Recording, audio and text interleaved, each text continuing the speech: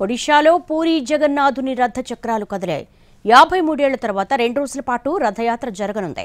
ప్రపంచంలోని అతి పెద్దదైన జగన్నాథుని రథయాత్రను తిలకించేందుకు దేశ విదేశాల నుంచి లక్షలాది మంది భక్తులు తరలివచ్చారు.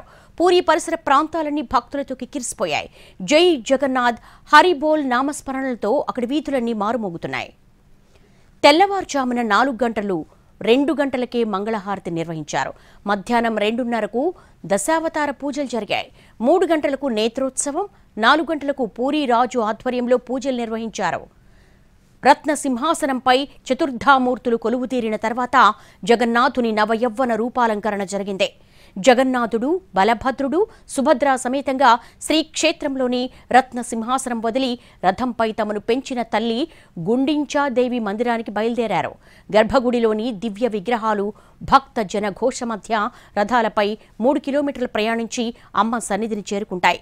తిరిగి 9వ రోజున జగన్నాథుడు సపరివారంగా తిరిగి ప్రధాన ఆలయానికి చేరుకుంటారు. ఈసారి పూరి జగన్నాథ రథయాత్రకు ఓ ప్రత్యేకత ఉంది. 1971 తర్వాత జగన్నాథ నవయవ్వన దర్శనం, నేత్రోత్సవం, రథయాత్ర ఒకే రోజు నిర్వహించడం ఇదే తొలిసారి. రాష్ట్రపతి ద్రౌపది ముర్ము జగన్నాథుని రథయాత్రలో పాల్గొన్నారు. రథాలకు ప్రదక్షిణలు చేశారు.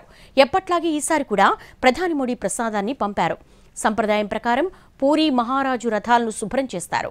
పూరికి చెందిన గజపతి మహారాజు దివ్యసింగ్ దేబ్ జగన్నాథుడు, ఆయన తోబుట్టువులైనటువంటి బలభద్రాదేవి, సుభద్రాదేవి రథాలను శుభ్రపరిచారు.